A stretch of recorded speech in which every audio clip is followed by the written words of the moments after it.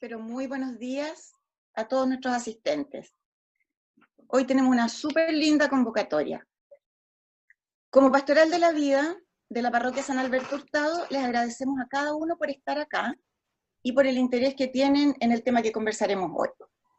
Invitamos a nuestro párroco, Padre Pedro Ríos, a compartir una oración para comenzar este encuentro. Padre Pedro.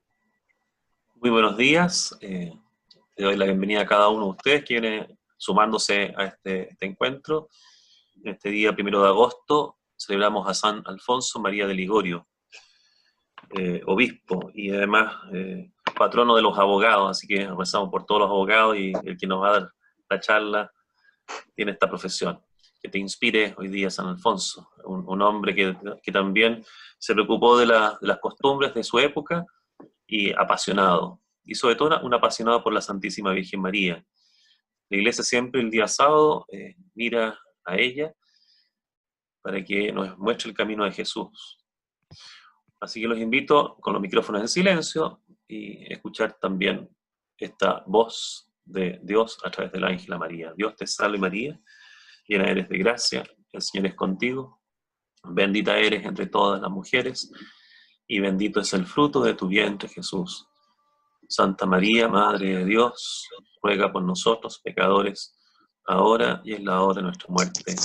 Amén. En nombre del Padre, del Hijo y del Espíritu Santo. Amén. Bienvenidos. Bueno, les pedimos que, por respeto entre nosotros y al presentador, y para el mejor resultado de este encuentro, cada uno lea y siga, por favor, las indicaciones que se enviaron junto a la invitación. Que mantengan los micrófonos apagados y usen el chat para formular las preguntas e inquietudes que vayan presentándose. Estas van a ser planteadas al final de la presentación, planteadas y respondidas, ¿ya? Se los agradecemos mucho. A ver, en este tiempo, el grave problema de la pandemia nos ha envuelto a todos, pero en nuestro Congreso se sigue trabajando en otros temas también, y a muchos esto se nos ha pasado por el lado. Varias de estas leyes que se están tramitando podrían afectar gravemente a la familia, como la institución que conocemos garantizada por la Constitución. ¿Cuáles son esas leyes? Sus implicancias sobre la familia, sobre los jóvenes y niños, es lo que va a relatar hoy nuestro excelente invitado, y les presento entonces al profesor Cristóbal Aguilera. Él es abogado, experto en temas de familia, es miembro del directorio de la Corporación Comunidad y Justicia, y es docente de la carrera de Derecho en la Universidad Finisterre. Buenos días, Cristóbal, el micrófono y la audiencia son todos tuyos, bienvenido. Bueno, muchas gracias por la presentación. Primero, agradecer la invitación al Padre Pedro Ríos, a la Anita, a la Mane, a la comunidad en general de la parroquia San Alberto Hurtado, y a todos quienes nos acompañan bien entusiastamente un sábado por la mañana para poder conversar de estos temas. Hola. Bueno, el título de la exposición no podría decir que es muy grandilocuente, por así decir, ¿no es cierto? Las causas de la crisis en que se encuentra la familia son múltiples, son muy diversas, y un tratamiento en detalle de cada una de ellas sobrepasa no solamente la intención de esta exposición, sino también mis conocimientos. Por lo tanto, yo solamente voy a tratar de ofrecer someramente ciertas perspectivas que a mi juicio son importantes tener a la vista, sobre todo en el momento actual. La presentación entonces parte de dos premisas que son fundamentales y a las que alude, por cierto, el título de esta exposición. Por un lado, que la familia está en peligro, y por otro lado, que la familia esté en peligro es un problema, porque nosotros consideramos que la familia es una comunidad valiosa. Ambas premisas, sin embargo, pueden ser objetadas, ¿cierto? No sé, alguien podría decir, por ejemplo, que en realidad la familia no es algo valioso y que el hecho de que se encuentre en peligro es un motivo de alegría o es algo para celebrar. Y al mismo tiempo alguien podría también decir que la familia, siendo algo fundamental, hoy día la verdad es que no se encuentra en peligro. Esta exposición no es sobre lo primero, es decir, no es sobre la naturaleza de la familia y del matrimonio, pero supone que cada uno de nosotros tiene cierto conocimiento, sobre todo vivencial, de lo que es la familia y de lo que no es la familia. Y esto supone también que todos tenemos un conocimiento, sobre todo también vivencial, del valor de la familia y del carácter insustituible de la familia. Insisto en todo caso que esto no es el objeto de esta exposición, tratar sobre la naturaleza de la familia. Sin embargo, lo considero bien fundamental, porque puede ser que el desconocimiento de lo que es la familia, por los motivos que sean, también pueden ser vivenciales, este desconocimiento puede explicar el que hoy día no se considera un problema el peligro en el que se encuentra la familia, o no se considera un problema el que se encuentra debilitada. De hecho, yo cuando preparaba esta charla se me venía constantemente a la mente una frase de Chesterton que decía que quienes hablan en contra de la familia no saben lo que hacen porque no saben lo que deshacen. No saben lo que hacen porque no saben lo que es la familia y la están deshaciendo. Y puede ser que en realidad un primer problema, por así decir, al que nos encontramos cuando hablamos de la familia, sea precisamente que hablamos a un mundo que no conoce lo que es la familia. Sin embargo, en esta oportunidad no hablaré de lo que es la familia ni su naturaleza, sino el peligro que hoy corre la familia. Y dividiré, por tanto, la exposición en tres partes, que en todo caso están en las láminas que siguen. En primer lugar, intentaré explicar en ciertos fundamentos que a mi juicio son particularmente relevantes y que de algún modo explican los peligros que hoy amenazan la familia. En segundo lugar, intentaré esbozar el panorama legislativo, los proyectos de ley que hoy día se tramitan en el Congreso, porque el Congreso hoy día se ha convertido en un lugar en donde permanentemente la familia es atacada y es amenazada. Y en tercer lugar, voy a intentar ofrecer una propuesta acerca de cómo enfrentar la realidad en la que actualmente nos encontramos. Entonces, lo primero son los fundamentos. Como es obvio, y esto es fácil de advertir, el que estemos donde estamos no es algo que es casual, ¿no es cierto? No es que de pronto, por así decir, a los parlamentarios, a los políticos en general, los haya invadido una particular inquietud por debilitar la familia. Todo esto se ha venido incubando, se ha venido inculcando poco a poco de manera progresiva. Esto no quiere decir en todo caso que la legislación no juegue un rol importante, porque por cierto que lo juega. La ley es un factor cultural y pedagógico bien importante, pues la ley es una regla de conducta humana. De hecho, eso es lo que enseña Santo Tomás. Sin embargo, las discusiones legislativas, sobre todo de los temas de familia, las discusiones en general cultural sobre los temas de familia, no comienzan con el ingreso de un proyecto de ley.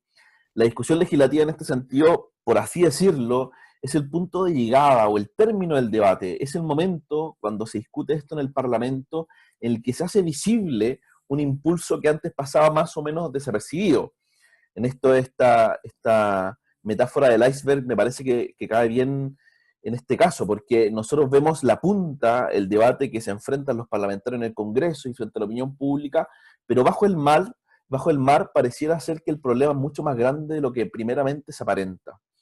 O dicho de otro modo, y esto a dónde apunto, el que la familia esté hoy día en peligro tiene sus causas, y a mi juicio es bien importante conocerlas bien para poder dimensionar lo que podríamos denominar una derrota cultural que se nos ha infligido, que es hace bastante tiempo, digo, que ha venido avanzando este proceso. Y por eso voy a aludir a tres fundamentos de este peligro, tres fundamentos de este momento en el que nosotros vivimos de peligro para la familia. Cada una en todo caso podría ser analizada de modo particular y en profundidad, pero en esta oportunidad me gustaría dar de nuevo ciertos esbozos generales. Una primera es, por llamarlo de algún modo, de corte más teológico, una segunda de un corte más filosófico, y una tercera de un tinte más político, incluso contingente. Entonces la primera, por llamarlo de algún modo más teológica, es la que podríamos denominar la desobediencia de Dios, que es de hecho la que sale de la lámina como letra A. Nosotros si leemos el capítulo 3 del Génesis, ahí se recoge el diálogo, ustedes lo saben, de la serpiente y Eva, ¿no es cierto? Y el demonio tienta a la mujer bajo un argumento que es bastante actual, que uno lo lee y parece muy actual, ¿no es cierto?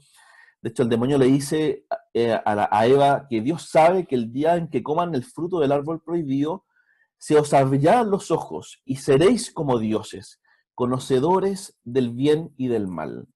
Entonces, la tentación es bien provocativa. Juan Pablo II, de hecho, explica que el hombre y la mujer, que son imágenes de Dios, en cuanto a llamados a la existencia, son criaturas. ¿Y qué significa ser criaturas? Juan Pablo II dice que ser criatura significa que en su esencia y en su existencia, hombre y mujer dependen del Creador. Eso es lo que significa ser criaturas. Y en este sentido, el árbol de la ciencia del bien y del mal, cuyo fruto comieron Adán y Eva, tenía una función bien particular, porque este árbol debía expresar y constantemente recordar al hombre el límite insuperable para un ser creado, para su condición de criatura. El hombre, en cuanto que es un ser que es creado, no puede decidir por sí mismo lo que es bueno y lo que es malo. La desobediencia, en cambio, de la que habla el Génesis en el capítulo 3, que es una dimensión originaria del pecado, significa también, según San Juan Pablo II, que se pasó aquel límite que permanece insuperable a la voluntad y a la libertad del hombre como ser creado. Y esto se traduce en un rechazo a Dios como fuente suprema y primaria de lo que es el bien y el mal, por la pretensión del hombre, de él mismo llegar a ser fuente autónoma y exclusiva para decidir sobre lo bueno y sobre lo malo, sobre el bien y del mal. Vivimos entonces, a mi juicio, en una era en la que el mundo pretende constantemente ser como dioses. Se ha asumido que nuestros deseos, que nuestras percepciones autónomas deben ser la regla y la medida del bien y del mal. Al ser dueños de esta definición que es fundamental sobre el bien y el mal, el aborto, la crioconservación de embriones humanos, el ejercicio de la sexualidad, la manipulación del medio ambiente, en fin, la explotación laboral, uno podría enumerar muchas cosas, no pueden ser medidos con un criterio objetivo. Y todo queda a merced de las emociones, de lo que sea más útil o de lo que digan las mayorías, por ejemplo, en el Congreso Nacional.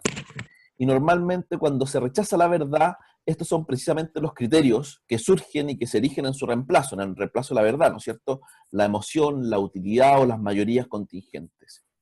Pero este rechazo a esta condición de criaturas, que es nuestra condición, esta desobediencia originaria que se relata en el Génesis, este despojo, por así decir, de cualquier vestigio de Dios, que es en cierta medida lo que nosotros estamos viviendo en nuestra época, se ha ido radicalizando al punto que no solamente buscamos en nosotros la causa del bien y del mal, sino que incluso buscamos en nosotros la causa de nuestro propio ser. Se ha ido, en este sentido, uno podría decir, intensificando la idea tan antigua de que somos causa y medida de nosotros mismos, de que el fundamento radical de nuestra existencia debemos hallarlos en nuestra propia subjetividad, que es ahí donde debemos depositar el sentido último de nuestra vida y donde debemos, por tanto, también depositar nuestras esperanzas. A falta de Dios, el hombre ha querido reemplazarlo. El Génesis dice, seréis como dioses, claro, pero sin Dios. Y sin Dios el hombre contemporáneo asume su autonomía existencial y esencial. Esto, como es obvio en todo caso, es imposible, ¿no es cierto? De hecho, basta que llegue un virus hoy día, como estamos viviéndolo, para que todas las seguridades de la modernidad se derrumben. Pero las consecuencias de esta pretendida autonomía esencial y existencial, de esta desobediencia, como digo, originaria, son ya radicales. Por de pronto, una de estas consecuencias es que el mismo horizonte humano se ha aplanado. Ya no vemos más allá, uno podría decir, del polvo que levanta quien camina delante de nosotros. Y buscamos por todos lados, por todos los medios posibles, colmar con cosas finitas y con promesas terrenales nuestro anhelo de trascendencia que solamente Dios puede llenar. Otro efecto también bien profundo de esta desobediencia es la aniquilación propia del hombre. Rechazar la verdad que hay en nosotros mismos nos conduce a nuestra propia aniquilación. El mundo construido sin Dios, en algún momento nos advertía San Juan Pablo II, termina por volcarse contra nosotros mismos. C.S. Lewis, en un libro bien notable, cuyo título es La abolición del hombre, también hablaba de esto mismo, ¿no es cierto? La abolición del hombre, la dominación de unos seres sobre otros bajo parámetros morales autoconferidos, que son obviamente los que a cada uno le conviene para sus intenciones más inmediatas. Pero hay también otro ámbito en el cual se pueden advertir los efectos de esta desobediencia y que me parece que son especialmente relevantes. Y este efecto, esta consecuencia de esta desobediencia, que me parece particularmente relevante, es el rechazo al don de Dios. Porque la actitud propia de toda criatura, en cuanto a tal, en cuanto a que es criatura, es la gratitud. Pero si ya hemos borrado a aquel a quien debemos agradecer, que es Dios, lo que hemos recibido gratuitamente deja de ser considerado como lo que es, deja de ser considerado como un regalo. Nuestra existencia, nuestro propio ser, la realidad misma que nos rodea y sobre la cual nosotros nos desenvolvemos, que es un don, que es un regalo, ya no lo vemos con los anteojos de la gratitud. Dios nos crea porque quiere dar, ¿no es cierto? Eso se enseña en la teología básica. Y al ser nosotros imagen y semejanza de Dios, también estamos llamados a dar, a darnos. Pero si negamos la fuente del don, no solo dejamos de comprendernos a nosotros mismos como seres fruto de un don libre de Dios, sino que también intentamos, por así decir, borrar nuestra propia vocación a darnos libremente. Y en este último punto quisiera ahora centrarme, y que es lo que voy a intentar desarrollar en la letra B, que sale ahí, emancipación. Porque la desobediencia, el rechazo a Dios como fuente de la vida, como fuente del don, ha puesto al hombre en su reemplazo, lo decía recién. Uno podría decir, de hecho, tomando las palabras de un filósofo, que Dios ha muerto y en su reemplazo el hombre contemporáneo, el superhombre, uno podría incluso llamarlo, ha intentado imponerse como fuente. Pero al erigirse como fuente de su propia existencia, también ha rechazado la idea de que ella, de que su propia existencia es un don. Entonces, un efecto de este rechazo de la idea del don es lo que podríamos también denominar un ensimismamiento. Como somos y nos comprendemos autosuficientes, no le debemos nada a nadie. Todo esto ha llevado a un exagerado énfasis en la autonomía, que nosotros podemos advertirlo muy claramente en esta época en la que vivimos, ¿no es cierto? Un énfasis en la propia subjetividad. Todo comienza y todo acaba en nosotros, de tal modo que todo lo que no es obra nuestra, todo lo que nosotros no hemos escogido libremente, es algo que vemos como ajeno, es algo que vemos como lejano, ¿no es cierto? Y en vez de gratitud, por lo tanto, surge la indignación. Cuando el hombre rechaza la idea del don, solo ve imposición. Y frente a la imposición, la reacción lógica es la liberación. Todo lo que antes consideramos como don, ahora lo consideramos como algo respecto de lo cual tenemos que librarnos.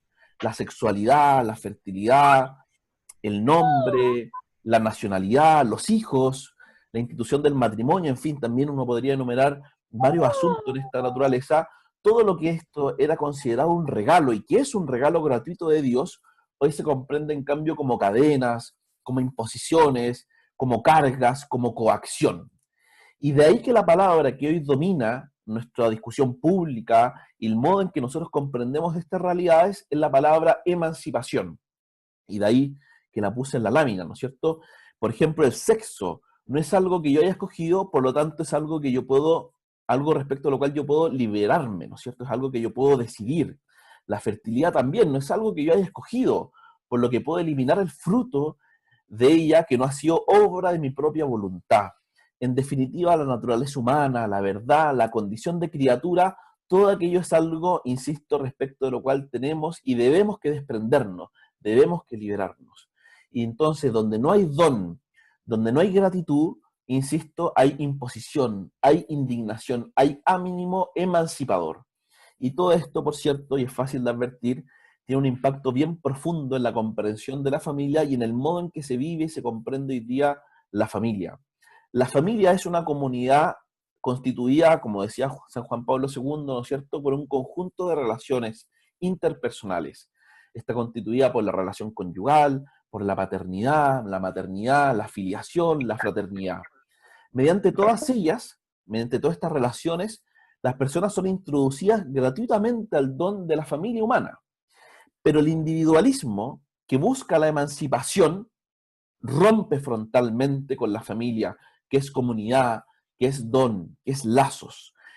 Esto quizás se puede advertir y probablemente podamos hablar más adelante sobre ello cuando veamos los proyectos de ley, pero me interesa sobre todo ahora dejar en claro esta idea de que la lógica emancipadora profundamente rompe, entre otras cosas, contra la lógica de la familia, porque ya no es una lógica familiar de relación, sino es una lógica donde predomina el individuo, su propia emancipación.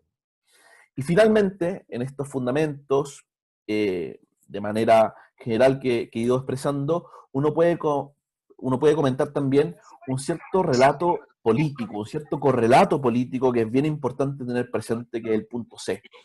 Porque la gran mayoría de los discursos políticos actuales, y en esto está la izquierda y la derecha, en fin, un panorama bien importante, desde los más liberales quizás hasta los más socialistas o marxistas, se puede advertir en todos ellos un discurso que los identifica muy bien, y que es que lo que se busca fundamentalmente, y esto uno lo puede advertir también en los discursos de los programas políticos, en fin, cuando uno ve los debates en las elecciones presidenciales, lo que más se repite, lo que más se busca es aumentar los espacios de autonomía y libertad, los espacios de bienestar, los espacios de placer, la libertad, la autonomía, el predominio de la subjetividad. Pero todo esto, en todo caso, nos lleva un buen tiempo, ¿no es cierto? No es algo que de repente haya surgido como hemos venido diciendo. De hecho, muchas de las iniciativas que hasta hoy día se han aprobado y que hoy día son ley, encuentran también su fundamento en aquello en que hemos venido diciendo hasta ahora. Uno puede hacer un repaso bien generalizado, ¿no es cierto? En 2004 se aprobó el divorcio, el 2010 se aprobó la ley sobre regulación de la fertilidad, bajo cuyo alero la píldora del día después se legitimó.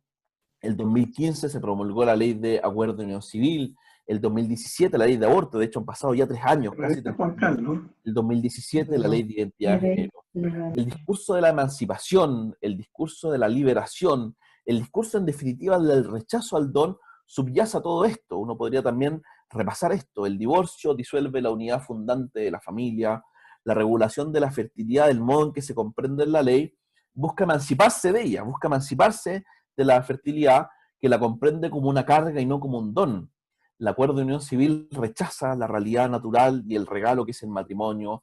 El aborto, bueno, niega fundamentalmente el don más grande, que es el hijo, y la identidad de género también, que fue recientemente aprobada el año pasado, rechaza el sexo como un don, como un dato originario de la naturaleza humana, para reemplazarlo por el género.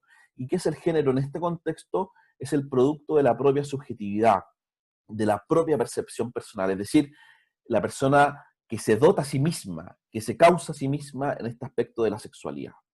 En fin, uno podría hablar mucho respecto a esto, vamos a centrarnos más adelante en los proyectos de ley, pero en todo caso me parece que esto era lo más importante que tenía que decirles, es decir, a mi juicio, los fundamentos sobre los cuales se estructuran o sobre los cuales uno podría decir se asientan las causas que buscan amenazar o que ponen en peligro a la familia son, a mi juicio, lo más importante. Y ahora, en la segunda lámina, en la lámina que sigue, voy a intentar ofrecer un panorama legislativo general. En todo caso, hay muchísimos proyectos de ley, hay cientos de proyectos de ley que amenazan a la familia, directo o indirectamente, que la ponen en peligro, pero me gustaría enfocarme en algunos proyectos que responden al ánimo emancipador, a este ánimo liberador que hemos dicho, pero que tienen dos características que son particulares, dos características que son especiales en los proyectos de ley que voy a ir analizando. Y estas características, estos dos enfoques son los que están en la letra A.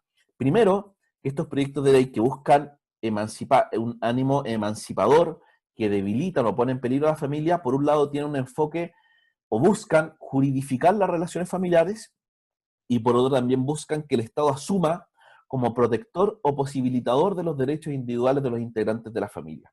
¿Qué significa todo esto? Significa lo siguiente: juridificar las relaciones familiares significa imponer una lógica familiar fundada en los derechos individuales.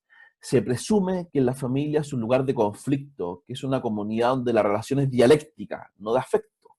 El padre, la madre, los hijos, cada uno tiene sus propios derechos individuales que los persigue a costa incluso de los demás.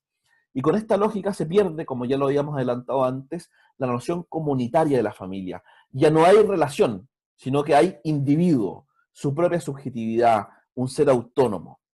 Y que el Estado, que es punto segundo, asuma como protector y posibilitador de los derechos, apunta fundamentalmente a resguardar al oprimido, porque por cierto, esta lógica dialéctica que juridifica las relaciones familiares siempre tiene como punto en común el hecho de encontrar algún miembro de la familia que sea el oprimido. Y el Estado, por tanto, se erige como protector de él. Y esto podría, en todo caso, explicar en gran medida los proyectos de ley que hoy en día se tramitan en el Congreso, que juridifican las relaciones familiares, que es bien grave, y que el Estado entra como protector de aquellos derechos que son puestos sobre la mesa como lo más importante, incluso antes que la noción comunitaria de la familia. Y todo esto bajo la lógica que hemos explicado antes y que fundamentalmente se explica por el ánimo emancipador. Entonces ahora voy a ir al punto B, que son los proyectos de ley, que a mi juicio son los más importantes. En todo caso, uno podría tratarlos desde el punto de vista técnico con mucho más profundidad. Yo voy a dar ciertas nociones que me parece que de modo general debemos tener presente para poder comprenderlos y también comprender la gravedad que, por así decir, hoy día amenaza a la familia, que es una cuestión bien real, que no es algo que algunas personas exageradas imaginen, sino que son proyectos de ley que deliberadamente buscan debilitar aquella comunidad fundamental. Entonces, el primer proyecto es el proyecto de garantías de la niñez, un proyecto que probablemente muchos de ustedes han conocido, es un proyecto que se ingresó bajo la administración anterior. Este proyecto, en todo caso, ha mutado mucho desde su ingreso, pero su objetivo fundamental, aquello que perseguía inicialmente, es reconocer al niño como sujeto absolutamente autónomo, como un sujeto que puede ejercer sus derechos libremente, y que la principal amenaza para este despliegue de su autonomía, de sus derechos individuales, son los padres. Que los padres son los primeros que amenazan el despliegue de la autonomía, esta idea emancipadora de los derechos que se comprenden en este caso de los niños. Aquí la lógica entonces de la emancipación es bastante clara, ¿no es cierto? Emanciparse de la autoridad de los padres, de la autoridad paterna.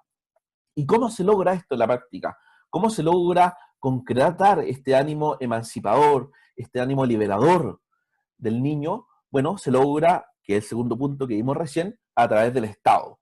El Estado resguarda a los niños en el ejercicio de sus derechos. ¿Y qué derechos? El derecho a la intimidad, el derecho a manifestarse. ¿Se acuerdan que hace poco hubo un debate respecto a lo mismo? Y el derecho a poder expresar cualquier opinión, el derecho a la información. Entonces los padres amenazarían en su rol educador el ejercicio de esos derechos, y por lo tanto el Estado surge y se erige como protector de ellos mismos. Y aquí me parece que la injerencia es bien importante, es bien brutal, ¿no es cierto? Es bien fácil de advertir. ¿Y cuál es el concepto clave aquí? ¿Cuál es el concepto sobre el cual se estructura todo este análisis que condensa este ánimo emancipador? El concepto clave aquí, y también probablemente muchos de ustedes lo han escuchado, es el concepto de autonomía progresiva. Este es el concepto que se promueve para que los niños puedan adecuar su vida y ir en contra de aquello que sus padres decían que es lo mejor, ir en contra de aquello que sus padres piensan que es lo mejor y que lo ejercen conforme a su sociedad educativa, ¿no es cierto? Y que educan conforme a sus propios valores morales, éticos y religiosos. Entonces la autonomía progresiva es el concepto o la justificación para que puedan ellos mismos emanciparse y para que justifique que el Estado pueda intervenir en aquella relación familiar. El Estado resguarda entonces esa autonomía progresiva. Y en todo caso es hoy día lo que ocurre. Si uno ve, por ejemplo, la ley de aborto, lo que hoy día permite es que una niña menor de 14 años pueda practicarse un aborto en contra de la opinión de sus padres y aún en ciertos casos en contra del conocimiento de sus padres. ¿Y cómo lo hace? Bueno, con el Estado de por medio, ¿no es cierto? A través de un juez.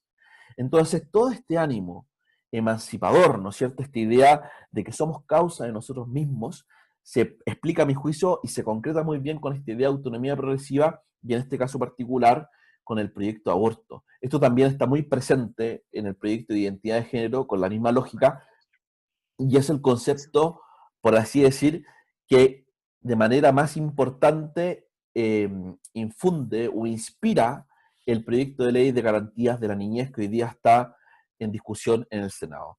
Y por lo tanto acá el niño se comprende como un ser autónomo, ¿no es cierto? Como un ser cuya emancipación es algo que el Estado debe resguardar cuando es niño, ¿no es cierto? De hecho, hace poco hubo un intercambio en el diario El Mercurio donde una persona a favor del proyecto decía, bueno, hay que comprender a los niños como personas, como sujetos de derecho.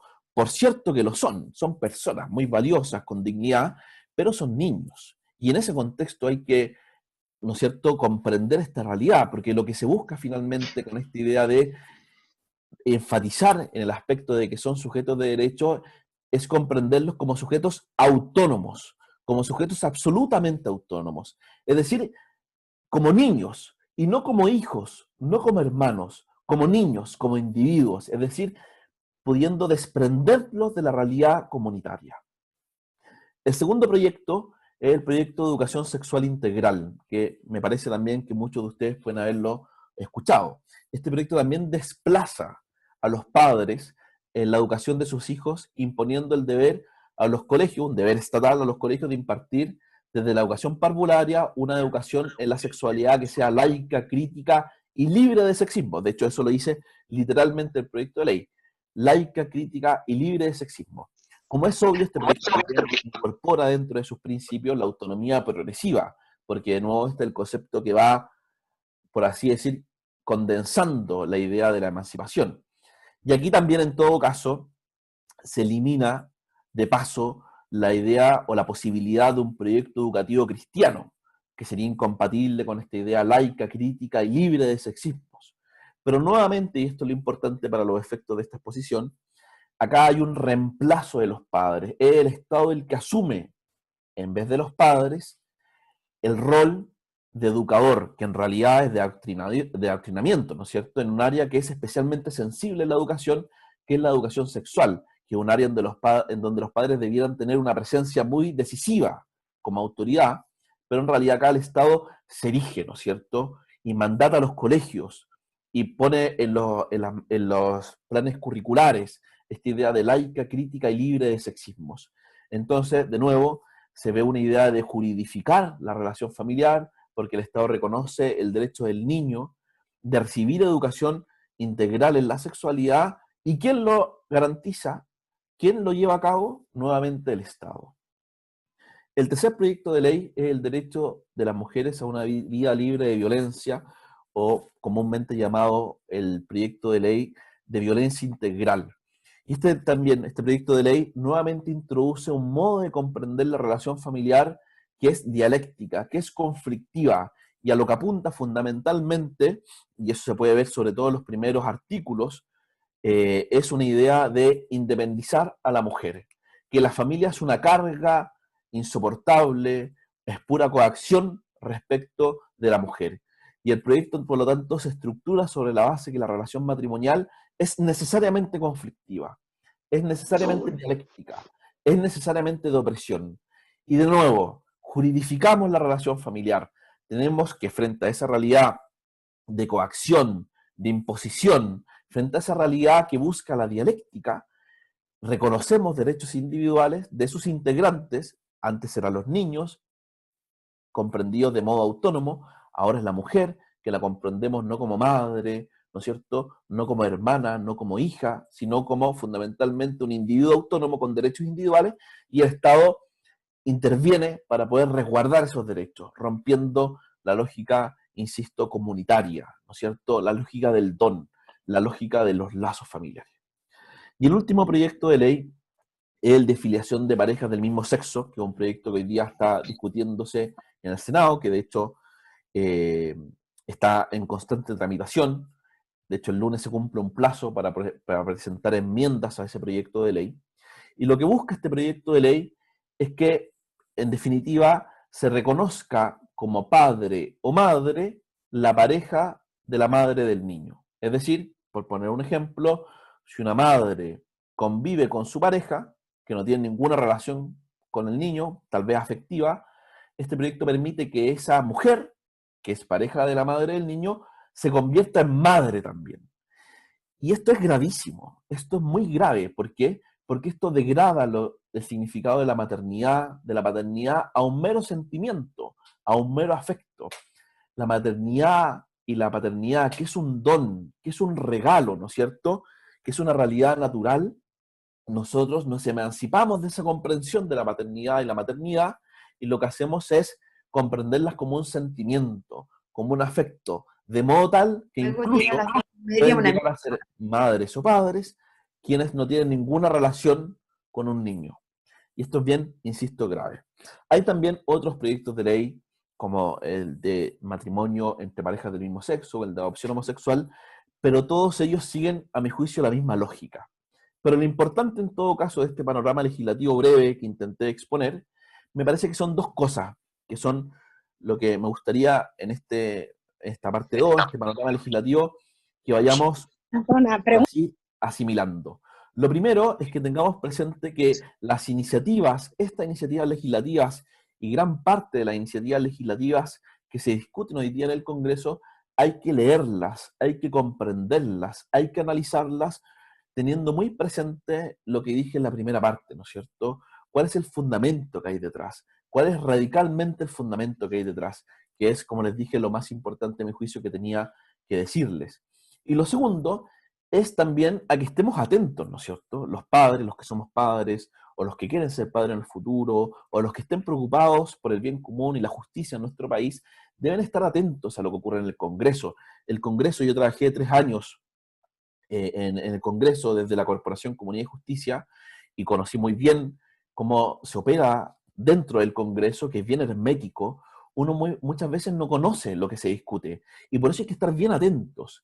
El derecho de los padres a educar a sus hijos conforme a sus propias convicciones morales, éticas y religiosas, hoy día está fuertemente amenazado, está fuertemente en peligro, y es importante que nosotros estemos informados de ello. De hecho, para esto último, en la corporación que trabajé, que ahora soy miembro del directorio, que es Comunidad y Justicia, semanalmente envía un boletín legislativo y mensualmente envía un newsletter informando de todas estas materias. Así que los que quieran, de hecho, pueden escribir un correo a contacto@comunidadjusticia.cl, que me parece que está la última diapositiva, que ahí la pueden ver. Ya pueden escribir para poder pedirlo, para poder inscribirse en ese boletín semanal, porque me parece que es bien importante que todos nosotros vayamos informándonos de manera recurrente, de manera permanente de lo que ocurre en el Congreso, sobre todo con la conciencia de que hay iniciativas que están debilitando de manera directa y deliberada a la familia bajo la concepción que hemos venido hablando. Y lo último, que es la propuesta que quería formular de modo general, que es una propuesta de cómo seguir. Esto no es una propuesta en todo caso política ni estratégica, sino una propuesta sobre el modo en que, por así decir, culturalmente podemos enfrentar todo esto. En la lámina hay 3 ideas, pero la más importante es la primera, que es volver a lo nuestro. Volver a lo nuestro. ¿Y qué es lo nuestro? ¿Qué es lo nuestro? Lo nuestro es lo que Dios ha querido. ¿Qué es lo nuestro? Lo nuestro es el plan de Dios. La verdad que nos ha sido comunicada, el don, la verdad de la creación que ha resplandecido en la historia y que encuentra su cumbre en Cristo. Eso es lo que es nuestro, eso es lo que es de nosotros. La verdad, ¿no es cierto? La verdad en Cristo. Porque una vez cuando discute estas materias puede desesperanzarse, ¿no es cierto? Puede desmotivarse. Y es normal que ocurra porque, como hemos visto en la última historia de nuestro país, hemos, por así decir, sufrido importantes derrotas. Hace 3 años se aprobó la ley de aborto, que es impresionante, ¿no es cierto? En nuestro país, bajo el alero de la ley y con dinero del Estado que nosotros aportamos a través de nuestros impuestos, se asesinan a niños inocentes.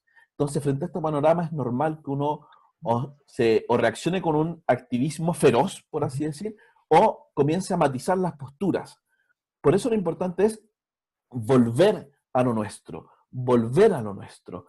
Mi señora, de hecho, cuando yo trabajaba en el Congreso, me decía algo que es bien importante y que, de hecho, a mí se me quedó muy, muy marcado porque es algo muy importante. Y que es que la verdad en Cristo tiene su propia belleza. La verdad convence en sí misma, por sí misma, ¿no es cierto? Atrae por sí misma. Y nosotros no somos dueños de la verdad, ¿no es cierto? Nosotros poseemos la verdad, o la verdad nos posee a nosotros. Nosotros somos servidores de la verdad. Y en cuanto a tales, en la circunstancia en la que cada uno vive y se desenvuelve, debemos mostrarla tal y como son, ¿no es cierto? Tal y como es la verdad. Volver a lo nuestro. Lo nuestro es la verdad que resplandece, ¿no es cierto? La verdad en Cristo. Y esto también va de la mano con el segundo punto, la letra B, que si bien esto es un momento para reaccionar, y de hecho la indignación frente a esta iniciativa es muy natural, porque amenaza algo que es muy propio, que es la autoridad de los padres, la relación familiar, que debilita y pone en peligro algo tan preciado como la familia, si bien todo eso es natural y es normal y hay que reaccionar, nosotros también tenemos que reflexionar. Tenemos que reflexionar la situación actual. Y en algún sentido eso es lo que intenté hacer en la primera parte. Y esto es bien importante porque muchas veces nosotros nos escandalizamos con los proyectos de ley que se discuten en el Congreso, por ejemplo, los que hemos analizado. Y eso está bien, pero también tenemos que dirigir el escándalo a aquello que también debe ser objeto de escándalo. Porque por cierto que es un escándalo, por ejemplo, el que alguien quiera, sobre todo el Estado, reemplazar a los padres en su labor educativa. Eso por cierto es un escándalo. Pero más escándalo debiera provocarnos en que los padres hoy día no ejercen su autoridad, que no ejercen su derecho y deber de educar. Que los padres, y en este caso sobre todo los hombres, y esto es una realidad cultural hoy día muy presente, vean que su empresa económica, por ejemplo, es más importante que su empresa familiar. Eso es un escándalo también. que lleguen a horas muy tardes de la casa y no se den la tarea de educar a sus hijos, que estén más preocupados de otras cosas que lo que es más importante, que es educar a sus hijos y reforzar su matrimonio. Eso es lo más importante, eso es lo más preciado. Esa es la muestra más grande de gratitud frente al don de la familia. Y nosotros tal vez nos escandalizamos de que alguien quiera intervenir en esa relación, cuando puede ser que muchas veces, y esto en todo caso hay muchas encuestas que lo comprueban, muchos datos que así lo verifican, los padres no ejercen este derecho. Por ejemplo, hoy día, a propósito de la ley reciente que se aprobó sobre el 10% de las pensiones, de las pensiones, hoy día provoca un escándalo muy grande advertir que muchísimos padres no pagan la pensión de alimentos. Claro, eso es un escándalo, pero el escándalo mayor debe ser el hecho de que los padres no vivan con sus hijos. Ese es el escándalo que debe provocarnos, ¿no es cierto? Nosotros sabemos, el año 2013, que es el último dato que yo encontré, que el 70% de los hijos nace fuera del matrimonio. 7 de cada 10 hijos nace fuera del matrimonio, niños nacen fuera del matrimonio. Y nos preocupa hoy día, en cambio, la discusión sobre el matrimonio entre personas del mismo sexo. Por supuesto, eso es muy grave y hay que, por supuesto, preocuparse de ello y hay que escandalizarse de ello. Pero también de esta otra realidad que está, por así decir, debajo, ¿no es cierto? Que está sumergida, que está escondida y que probablemente nosotros no la conocemos. Por eso decía que se me venía a la mente y que creo que es importante volver a esta idea, no, la idea de Chesterton. Puede ser que muchos, no solamente los políticos, sino que la ciudadanía en general, hablen en contra de la familia, critiquen a la familia porque no saben lo que deshacen. No saben lo que deshacen, porque no han tenido un conocimiento vivencial, por muchos motivos, ¿no es cierto? Entonces hay que pensar la familia y proclamar la familia en cuanto a lo que es. Y finalmente, y esto, con esto termino, esta última idea, ¿no es cierto? La letra C, una opción por la que valga la pena vivir. Que a mí esto es algo que me preocupa mucho y que me parece que es un asunto bien importante, sobre todo comprenderlo dentro de aquello que he dicho hasta ahora. Nosotros vivimos en una sociedad capturada por la banalidad, capturada por la banalidad. Robert Spemann, el filósofo alemán, tenía esta idea, ¿no es cierto? El nihilismo banal. Vivimos capturados por la banalidad. Y es una banalidad que no le muestra al hombre, y sobre todo a la juventud, un horizonte de vida. Un horizonte de vida. También lo hablamos antes. La idea de que el rechazo al don de Dios aplana el horizonte de la vida.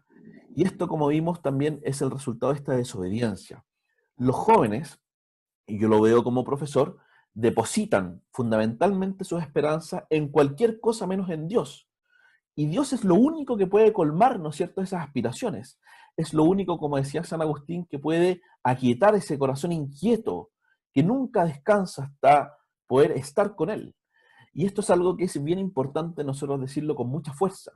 A mí me llama muchísimo la atención, por ejemplo, hoy día, como antes hacía, que en una situación como la que vivimos hoy día, no se invoque públicamente a Dios, o que hoy día estemos más preocupados, por así decir, de las necesidades materiales que de las necesidades espirituales.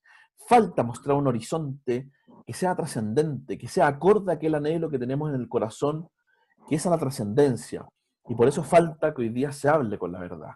Yo recuerdo en clases una vez, hablando sobre el matrimonio, en alguna materia, en un curso que doy en Derecho, y que yo expuse aquello que pensaba que en realidad es lo que la Iglesia enseña sobre el matrimonio, sobre la familia, y luego me escribieron 2 alumnas diciéndome que jamás habían escuchado algo así, y que estaban sorprendidas, y que ahora querían casarse. Y uno dice, en realidad la tarea es bien importante, ¿no es cierto? Que hay que, en todo caso, entonces, salir a decir, mostrar un horizonte, una opción, la perla del Evangelio, esta idea de, por lo que vendo todo, una opción por la que valga la pena entregarlo todo, porque eso es lo que vale la pena vivir. Por eso es lo que vale la pena vivir, que en todo caso para nosotros sabemos que es una persona. Por Jesucristo, ¿no es cierto?, vale la pena vivir. Y en definitiva, y esto ahora sí que es lo último que digo, frente al predominio del hombre, frente a esta idea de que el hombre reemplaza a Dios, ¿no es cierto?, como la fuente de la vida, como la fuente de la causa, nosotros tenemos que volver a esta idea de que somos criaturas, ¿no es cierto?, que somos seres creados. Y esto no es indigno. ¿Por qué? porque esta idea de criaturas, en nuestro caso, en el caso de los seres humanos, nos ensalza en nuestra dignidad, porque nosotros somos criaturas hijas de Dios, somos propiamente hijos de Dios, somos aquello que Dios ha querido que seamos sus hijos. Y por eso es importante volver a esta idea, y por eso me parecía importante primero ver los fundamentos de los peligros, bueno, después ver los proyectos de ley, finalmente esta propuesta, que en fin, es discutible, podemos conversarla, pero que me parece interesante esta idea de volver a lo nuestro, volver a nuestra condición de criatura, volver a la condición de hijos de Dios. Y finalmente, a mí siempre se me viene a la mente también cuando pienso esta idea, algo que decía Léon Blois, que es bien impresionante, esta idea de que llegará el día, decía Léon Blois, en el que los hombres están tan cansados de los propios hombres, estén tan cansados de la propia subjetividad, del propio hombre que se dirige a sí mismo, que se ve como causa del bien y del mal, como causa de su propio ser, que bastará con hablarles de Dios, decía, para verles llorar. Llegará el día en que estén tan cansados los hombres de los propios hombres, que bastará con hablarles de Dios para verles llorar. Y puede ser que nosotros hemos llegado a un momento como ese, ¿no es cierto?, que tenemos que, de nuevo, hablar de la verdad, liberarnos, ¿no es cierto?, de las ataduras que nos han impuesto, que son las verdaderas ataduras de creernos esa autosuficiencia, para poder nosotros salir en cuanto a lo que somos criaturas dignas, hijas de Dios, y hablarle al mundo de esa manera para verles llorar, para verles reaccionar, para verles comprender, cada uno en su sitio, ¿no es cierto?, cada uno en la posición que tiene, para poder reaccionar frente a la situación en la que nos encontramos, que ciertamente, insisto, y esto no es por ser pesimista, sino para constatar un hecho, de que es de eminente peligro para la familia. Bien, eso, parece que fue muy largo, pero bien, ahí hay dos correos, el mío y el de Comunidad y Justicia, por si quisieran algún contacto. Muchas gracias, Cristóbal.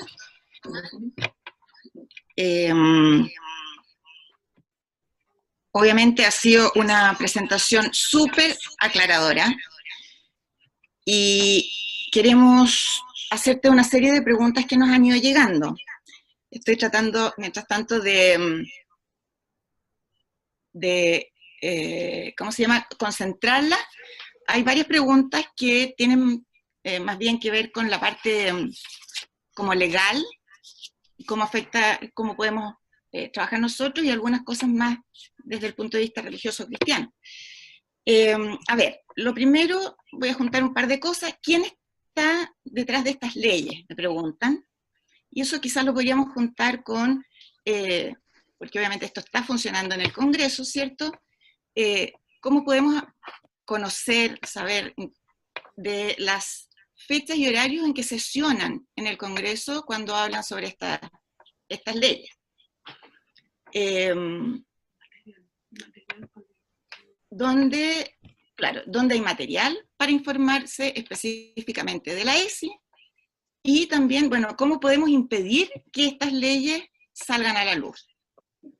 Es un resumen, digamos, de varias preguntas que conforman lo mismo.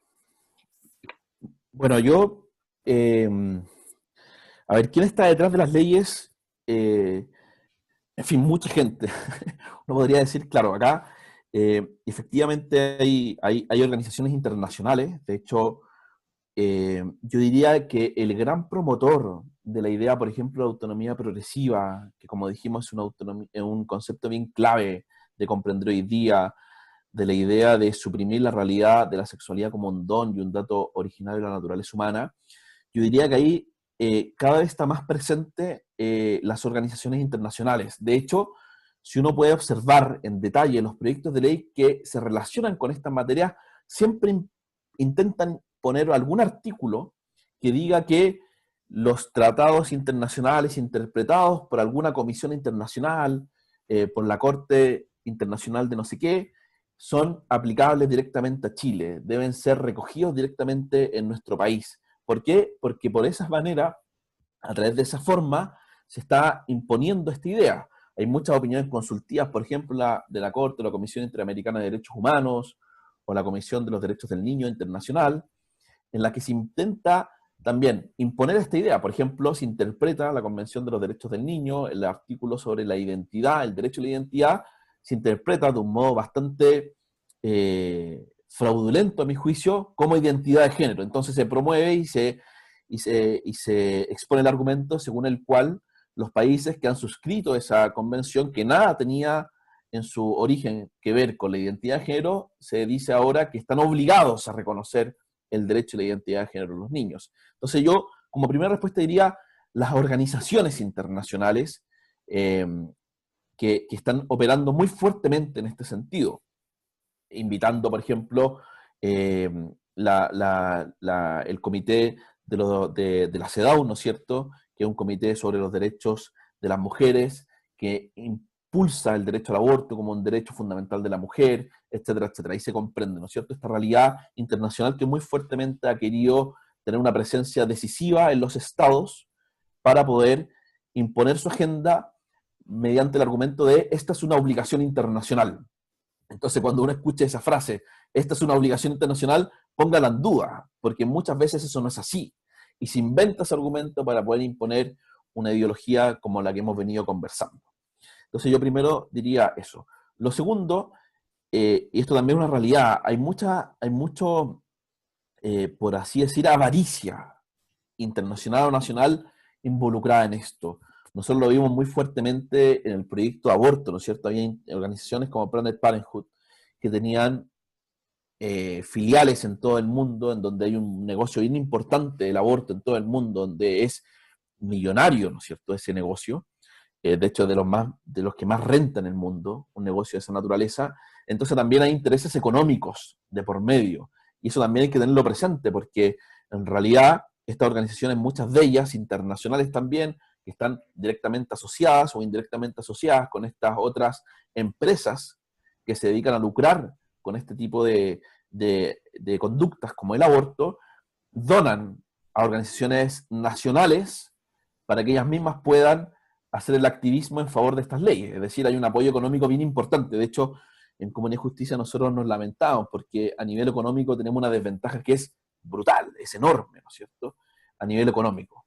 Entonces yo también diría eso, organizaciones internacionales de derechos humanos, organizaciones ya empresariales que tienen intereses directamente económicos, y también, bueno, yo diría que está el hombre contemporáneo también aquí, ¿no es cierto? El pecado original ha hecho mucho de la suya en el tiempo que nosotros estamos viviendo, y hay mucha gente que de buena fe incluso promueve estas ideas porque ya sea no sabe lo que hace porque no sabe lo que deshace, como diría Chesterton, o también piensa que en realidad eso es una aspiración de justicia. Y yo lo conversaba, yo recuerdo en el debate del aborto, sobre todo con aquellos que estaban promoviendo esta idea desde el gobierno, que había gente que deliberadamente buscaba debilitar la familia, pero hay otros que lo hacían de buena fe. Entonces también falta un ánimo, por así decir, evangelizador, ¿no es cierto?, respecto de este ámbito. Esa sería mi respuesta sobre quién está detrás. Bueno, partidos políticos también uno podría sumar, pero yo diría que hay una mezcla de ingenuidad o de falta de formación que también puede ser responsabilidad nuestra, que nosotros no hemos realizado la labor como corresponde, y también, y yo diría que son los menos, pero tienen mucha fuerza, mucha voz, aquellos que quieren directa y deliberadamente debilitar la familia. Sobre las fechas y los horarios, yo ahí me pierdo hoy día. Está en la Comisión de Educación, por ejemplo, con la ley sobre educación sexual integral, pero les dejé el correo de Comunidad y Justicia, contactos@comunidadjusticia.cl. Ahí está Daniela, está Vicente, que son los encargados del área legislativa, que hacen un trabajo excelente, estupendo, y a ellos pueden contactarlos también para que no solamente los puedan informar sobre cómo poder seguir esta discusión en el Congreso, porque uno puede seguirlas online, es decir, uno puede, en el fondo, participar de ellas de modo remoto para estar informado directamente de lo que está ocurriendo. No sé si Daniela o Vicente, en fin, estará presente, quizás pueda dejar su correo ahí en el chat, para que los puedan contactar, o si no, el contacto que dejé. Y también ahí hay mucha información. Comunidad y Justicia ha trabajado mucho esto, y hay mucha información. De hecho, hay un librito sobre ideología de género que tiene textos de pontífices, textos más filosóficos y algunas reflexiones sobre el debate legislativo, que también es gratuito, por cierto, es un PDF que les pueden enviar y que me parece que puede ser bueno para informarse. Entonces, Comunidad y Justicia, que la organización, hay otras en todo caso, o sea, no es la única, pero es la que conozco más de cerca, que estoy seguro que ahí pueden informarse. Y sobre cómo impedir que estas leyes salgan, en fin, eso, claro, yo diría ahí o sea, por un lado yo pienso que lo más importante hoy día es poder como darnos cuenta de la magnitud del momento en que vivimos desde el punto de vista cultural. Yo diría que eso es lo más importante. ¿Y cómo impedirla?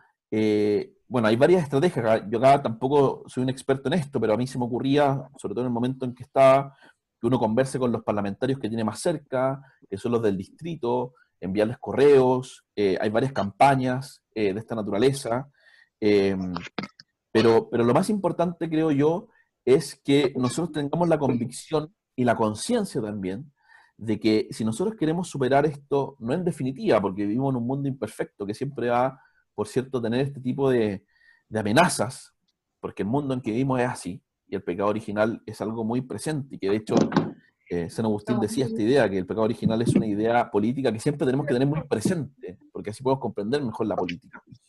Pero también comprender que si nosotros queremos, por así decir, enfrentar esta situación, tenemos que comprender que esto también llevará sus años, ¿no es cierto? Si uno ve, por ejemplo, la ley de aborto que se aprobó hace 3 años, las leyes de aborto comenzaron a ingresar en los años 90.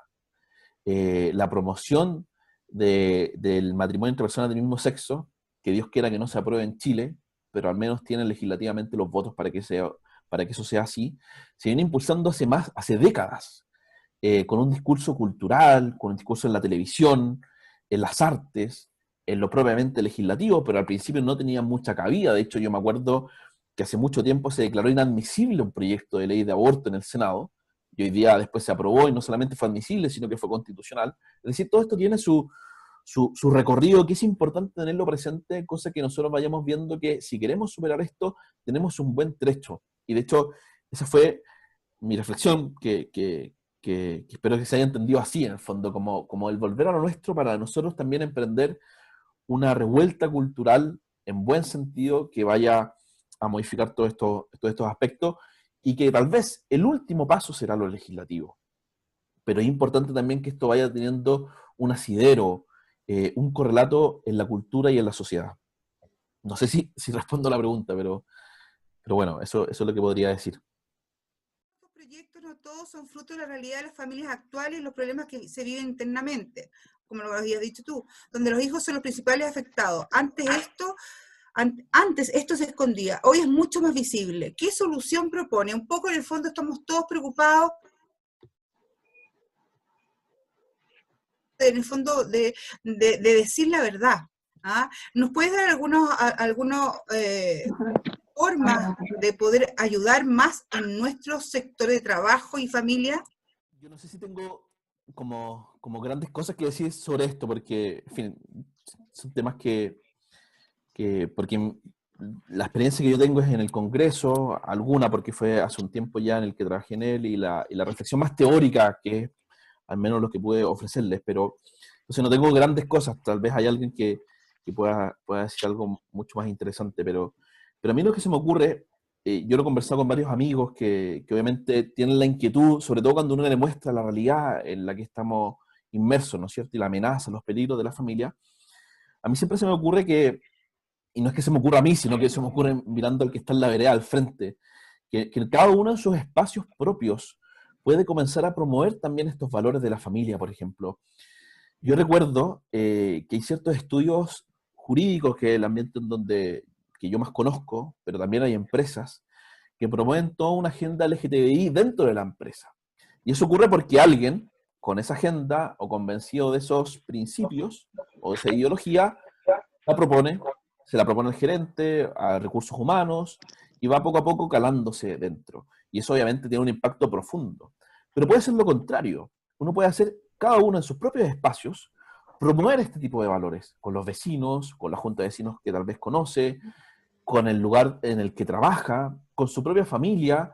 Ahí cada uno puede, por supuesto, ir impulsando una lógica que vaya revalorizando la realidad familiar.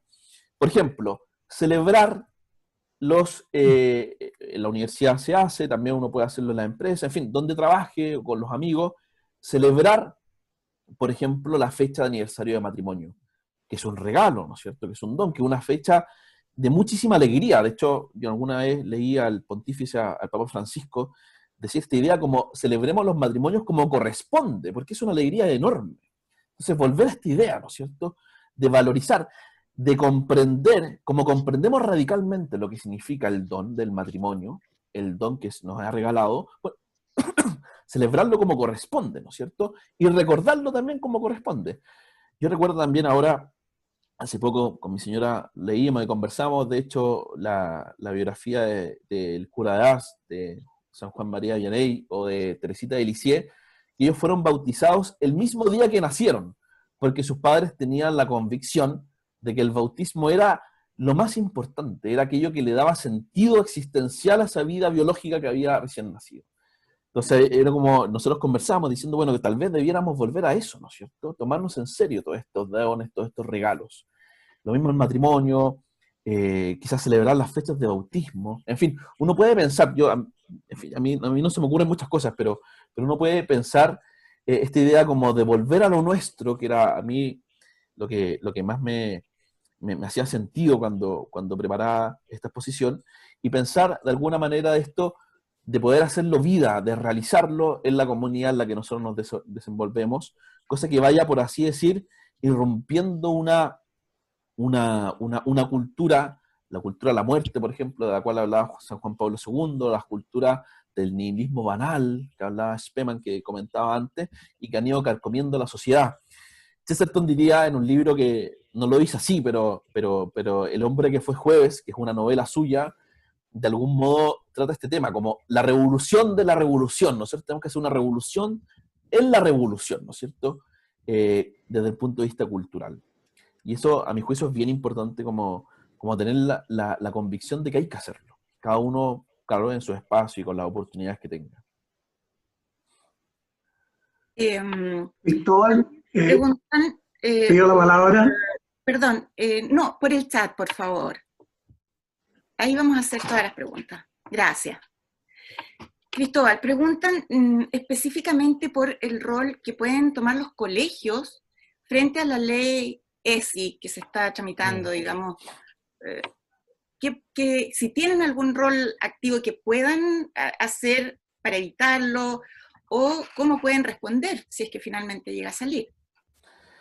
Sí, a mí me parece que yo creo que eso es una muy buena pregunta, porque los colegios, o la libertad de enseñanza, que yo no la comprendo únicamente como la libertad de asociación, como de poner colegio, a pesar de que la Constitución así lo comprende, sino la libertad de enseñanza finalmente es una libertad que nace del derecho de los padres a educar a sus hijos, ¿no es cierto?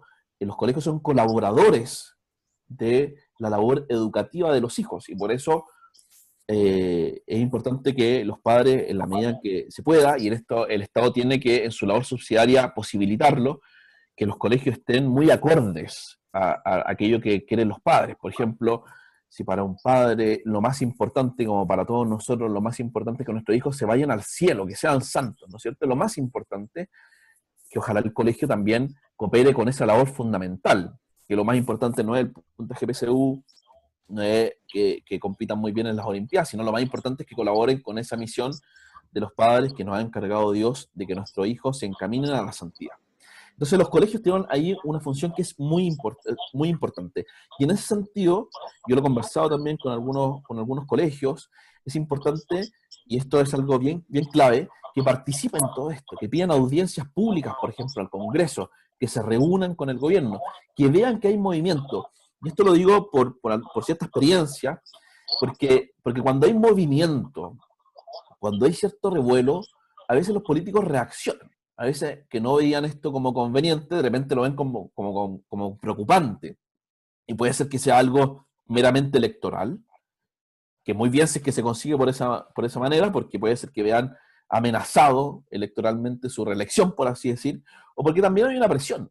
Sí, es legítimo también reaccionar de esa naturaleza. Y los colegios, yo creo que acá están en un peligro que es bien importante. O sea, los colegios, públicos o privados, con la ley tal cual es, a pesar de que la Constitución señala otra cosa, y uno podría decir, la ley de educación sexual integral tal como está hoy en día es inconstitucional. Pero claro, se han aprobado leyes que son inconstitucionales, como el aborto, por ejemplo. Entonces uno diría, claro, tal vez es bueno reaccionar, ¿no es cierto? Reaccionar frente a esa situación, y los colegios en esa reacción, los sostenedores o los directores, junto con las familias, frente a la comunidad educativa en general, a la comunidad escolar en general, reaccionar frente a esto, ¿no es cierto? Ya sea, puede ser, en fin, a mí no se me ocurren tantas cosas, pero puede ser enviando quizás cartas a los mismos políticos que discuten las leyes en las circunstancias específicas, en la comisión donde se discute en el Congreso, o pidiendo audiencia, no sé, puede ser al ministro de Educación o al gobierno, en fin, ahí uno puede, pero sí me parece que la pregunta es bien importante porque los colegios sí deben reaccionar, sí deben reaccionar. Claro, nos queda bastante claro que en el fondo depende de cada uno de nosotros que somos papás, que tenemos que hacer reaccionar a los colegios de nuestros hijos, digamos, y hacer reaccionar a nuestros parlamentarios, ¿verdad?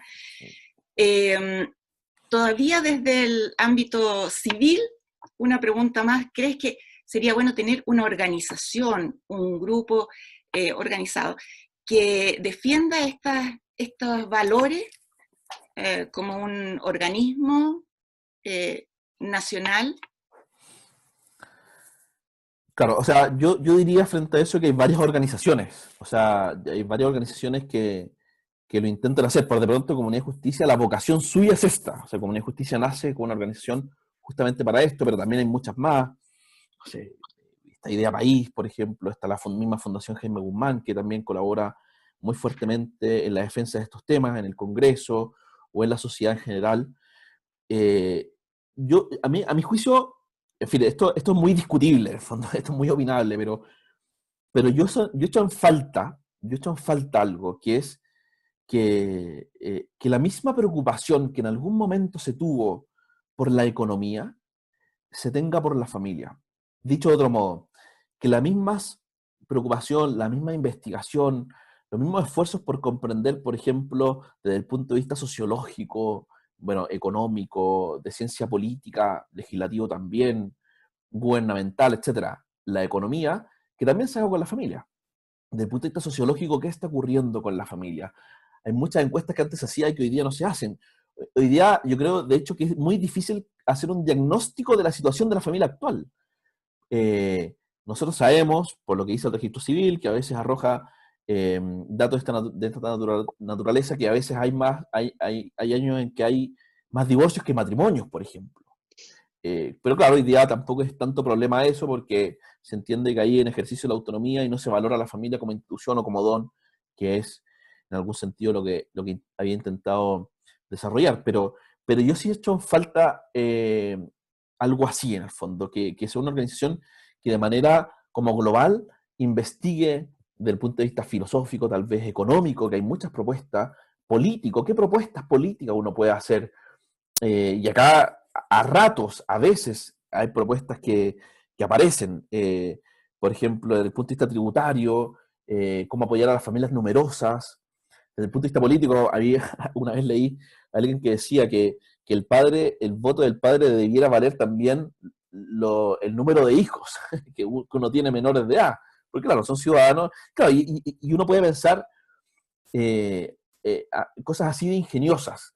Quizás las universidades aquí tienen también un rol muy importante que jugar. La Universidad de los Andes, la Universidad Católica, bueno, la Finster también tiene institutos de ciencias de la familia. Quizás también ahí hay que darle un carácter bien importante para poder involucrarse en esta materia. En fin, eso es lo que se me ocurre, pero yo sí he hecho en falta una dimensión de esa naturaleza, como una investigación, quizás para poder recabar un diagnóstico más o menos certero de dónde estamos nosotros como familia, sin perjuicio que los elementos que tenemos, que son dispersos, y que a veces sabemos que a veces no, nos dan también un panorama que no es muy alentador. Bueno, la verdad es que se nos ha ido bastante el tiempo, pero no podemos dejar de preguntar qué es lo que pasa a nivel de iglesia. ¿Cómo podemos como iglesia eh, enfrentar estos temas?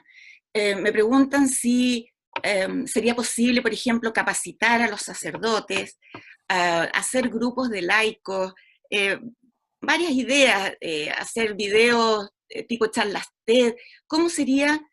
Y ¿cuál es la importancia? Porque la verdad es que hemos visto una iglesia católica bastante silente frente a estos temas. Por lo menos, probablemente la iglesia sí trabaja, pero trabaja calladita. Y sentimos que de repente estos temas es importante gritarlos un poco, o sea, que se note que la iglesia, los laicos y los sacerdotes estamos realmente preocupados de esto y tenemos algo que decir. Entonces, ¿qué nos puedes como aportar en ese sentido? Bueno, yo de nuevo no tengo grandes cosas que decir. Quizá el padre Pedro podría hablarnos mucho más respecto a esto. No sé si quisiera hablar él, pero en fin, a mí, yo un dato nomás.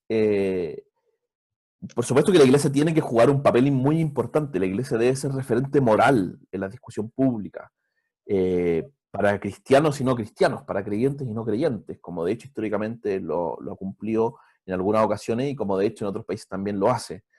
Pero como un dato nomás, yo entiendo que la última vez que fue la iglesia, como iglesia, a exponer al Congreso estos temas fue con aborto. Y yo sí, en fin, y esto es una crítica para todos en todo caso, no solamente para la jerarquía, los sacerdotes, sino que es algo que a todos nos incumbe. eh, Tal vez debiéramos comenzar a preocuparnos de estos temas en serio, porque con el proyecto de identidad de género o el proyecto que hoy día se discute ahora sobre filiación de parejas del mismo sexo, yo sí he echado en falta también una opinión más fuerte de la iglesia o más pública, que vaya a remecer hoy día, ¿no es cierto?, las lógicas actuales imperantes, ¿no es cierto?, las lógicas contemporáneas imperantes. En fin, pueden haber muchas razones que lo expliquen, eh, pero de que eso es necesario, es profundamente necesario. De hecho, la iglesia tiene un mensaje, bueno, es depositaria de la fe, ¿no es cierto?, y tiene algo que comunicar, que es lo más importante, es el bien común, por así decir, más importante, ¿no es cierto? Y por cierto que eso hace falta. Pero en fin, ¿no? Eso es lo que yo podría agregar. No sé si padre Pedro... No, además, en el panel que estamos acá está el matrimonio Borgoño, que además son los encargados, los delegados de la pastoral de la familia, que también pueden ser los más acertados, pero bueno, este es un espacio que estamos dando, que también los laicos a uno lo ayudan a que se pongan en el tapete, por eso esto es un espacio de reflexión. También nosotros como parroquia tenemos un espacio de reflexión los días martes para preguntas que le hagan al párroco, pero todos tenemos un rol. La iglesia no es solamente la jerarquía, sino también somos todos nosotros. A veces hemos descansado en los obispos. Hoy día también los obispos tienen ciertas áreas específicas. Hay un obispo que está dedicado al área de la educación. Desde que Pedro entra al baño y solo es. Entonces, yo no sé si está Matrimonio Borgoño, que son los encargados de la pastoral familia, ahí podían levantar el micrófono y decir algo, ¿no? Pero sin duda que hay mucho por hacer y es labor de cada uno de nosotros el poder colaborar en instruirnos, reflexionar y estar siempre atentos a lo que está sucediendo. Un poco es lo que estamos haciendo hoy día. Ahí está el matrimonio Borgoño. Sí, gracias padre Pedro. Solo quisiera felicitar primero a Cristóbal Aguilera y a ustedes como parroquia para levantar estos temas que son siempre muy importantes. Respecto de la posición de la Iglesia, los temas generales de familia los ve la Conferencia Episcopal a través de sus distintas personas, obispos encargados. El obispo de familia se llama Bernardo Bastre y él está encargado de los temas de familia. Ahora, no siempre hemos sido todos, tanto porque este tema no es propio de la Arquidiócesis de Santiago, porque afecta a todo Chile, pero igual tenemos que preocuparnos, nosotros como delegación de la pastoral familiar y la Arquidiócesis. Ahora, este tema legislativo son temas complejos, como lo ha presentado Cristóbal, hay mucho que conversar, creo que la clave es justamente lo que ustedes están haciendo. O sea, hay que levantar el problema, conversar, discutir, reflexionar, como dices tú, volver a la fuente que tenemos nosotros, que es la fe en el Jesús, esto es lo que Dios nos ha revelado, y de acuerdo con eso, actuar, proceder y darle importancia y vivir nuestra familia lo mejor posible, como lo que hemos tratado de hacer. Así que solo los felicito, les agradezco esto que han hecho y estamos trabajando de acuerdo con eso. Gracias. Bueno, Muchas gracias. Gracias. desgraciadamente se nos termina el tiempo. Con estos temas tan fascinantes, la verdad es que darían para muchas horas de conversación. Ojalá que así pase en cada una de nuestras casas y de nuestras familias. Agradecemos a todos los que nos acompañaron, su participación, su atención, sus preguntas, y nos veremos, espero, en una próxima oportunidad. Padre Pedro, le pido que terminemos este encuentro con una bendición de su parte. Muchas gracias y agradecer una vez más a Cristóbal y también a su señora, a su familia, que nos dio un tiempo de familia. Agradecer tu presencia. Yo te conocí cuando estábamos en misiones, así que qué bien es que el Señor te haya regalado un don y para servirlo en la iglesia y sobre todo en la sociedad. Así que te agradezco mucho. Y a todos ustedes los que nos han acompañado en esta mañana, tarde ya, que el Señor les regale un buen día sábado y mañana un precioso día domingo. Acompañado siempre del Señor, que es fuente de la alegría, lo más bello que hemos nosotros captado y descubierto para comunicarlo y compartirlo. Aquella perla preciosa, aquel tesoro escondido, para que todos podamos también compartirlo. Dios Todopoderoso los bendiga, el Padre, el Hijo y el Espíritu Santo. Amén. Y también agradecer a la pastora de la vida de nuestra parroquia, que siempre nos está animando en todos estos temas de la vida. Muchas gracias.